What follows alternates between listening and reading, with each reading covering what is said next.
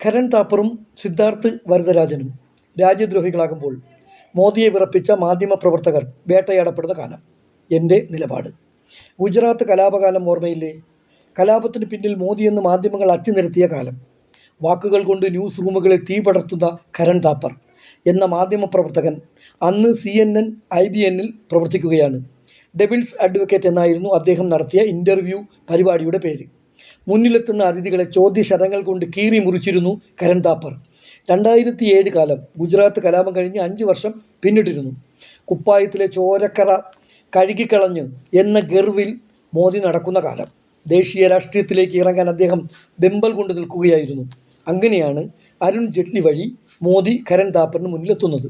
കരൺ താപ്പർ പറയുന്നതനുസരിച്ച് അദ്ദേഹം അരമണിക്കൂർ മുമ്പ് തന്നെ മോദിയുടെ അടുത്തെത്തിയിരുന്നു. ആദ്യമായി അവർ പരിചയപ്പെട്ടു. പിന്നെ പലതും സംസാരിച്ചു. സൗഹൃദത്തിന് ശേഷം ഇൻ്റർവ്യൂ ആരംഭിച്ചു. സ്ഥിരം ശൈലിയിൽ കരൺ മോദിക്ക് മുന്നിലേക്ക് ആദ്യ ചോദ്യം തൊടുത്തുവിട്ടു. താങ്കളെ പലരും മികച്ച മുഖ്യമന്ത്രി എന്ന് വാഴ്ത്തുമ്പോഴും ഒരു കൂട്ടക്കൊലയാളിയാണ് താങ്കളെന്ന് കരുതുന്ന ധാരാളം പേരുണ്ടല്ലോ. മുസ്ലിങ്ങളോടുള്ള താങ്കളുടെ നിലപാട് ഇടുങ്ങിയതും മുൻവിധി നിറഞ്ഞതുമല്ലേ? താങ്കൾക്ക് പ്രതിച്ഛായ പ്രശ്നമുണ്ടോ? ഇതായിരുന്നു കരണിൻ്റെ ചോദ്യം. ഇപ്പോഴും തുടരുന്ന ഗുജറാത്തി ഉച്ചാരണമുള്ള ഇംഗ്ലീഷിൽ മോദി വിക്കി ഉത്തരം പറഞ്ഞു. അങ്ങനെ കരുതുന്ന ഒരുപാട് പേർ ഉണ്ടെന്ന് പറയാനാകില്ല. വളരെ കുറച്ച് പേർ അങ്ങനെയുണ്ട്. അവരെ ദൈവം അനുഗ്രഹിക്കട്ടെ എന്നേ എനിക്ക് പറയാനാകൂ. കരണിൻ്റെ രണ്ടാമത്തെ ചോദ്യം സുപ്രീം കോടതിയെ ഉദ്ധരിച്ചുകൊണ്ടായിരുന്നു.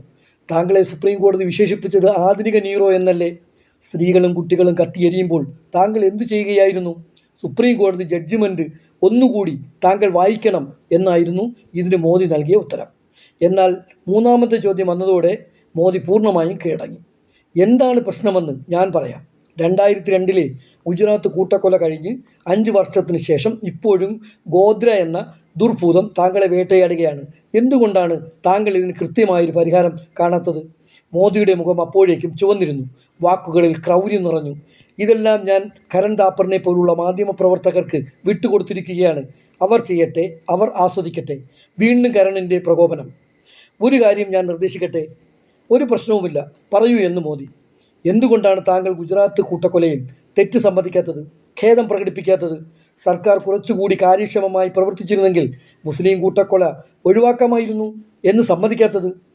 വിളറി വെളുത്ത മോദിയുടെ ഉത്തരം അയാളിലെ ദയാരഹിതനായ ഏകാധിപതിയെ വെളിപ്പെടുത്തുന്നതായിരുന്നു. പറയാനുള്ളതെല്ലാം ഞാൻ നേരത്തെ പറഞ്ഞിട്ടുണ്ട്. നിങ്ങൾക്ക് വേണമെങ്കിൽ പരിശോധിക്കാം, മോദി പറഞ്ഞു. വിഷയം വിടാതെ കരണിൻ്റെ തുടർ ചോദ്യം.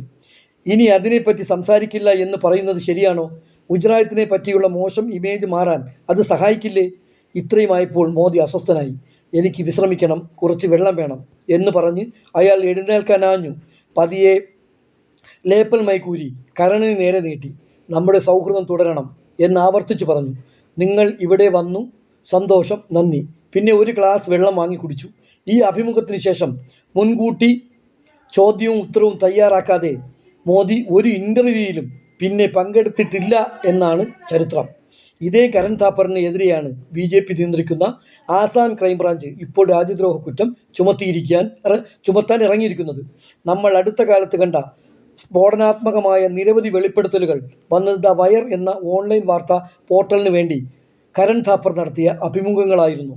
സത്യപാൽ മാലിക്, ദുഷ്യന്ത് ദവെ, അരുൺ ഷൂരി, യോഗേന്ദ്ര യാദവ്, രാമചന്ദ്ര ഗുഹ തുടങ്ങിയ നിരവധി പേർ കരണിൻ്റെ അതിഥികളായെത്തി. കരണിനെയും ദ വയർ ഉടമയായ സിദ്ധാർത്ഥ വരദരാജനെയും സ്വതന്ത്ര മാധ്യമ പ്രവർത്തനത്തെയും പിന്തുണയ്ക്കാൻ ആഗ്രഹിക്കുന്ന ജനാധിപത്യ വിശ്വാസികൾ എത്രയും വേഗം അതിനായി രംഗത്തിറങ്ങേണ്ടതാണ്. കഴിയുന്നവർ ദ വയറിൻ്റെ 89 രൂപയുടെ സബ്സ്ക്രിപ്ഷൻ എടുത്തും അവരെ പിന്തുണയ്ക്കുക. ജയ് ഹിന്ദ്.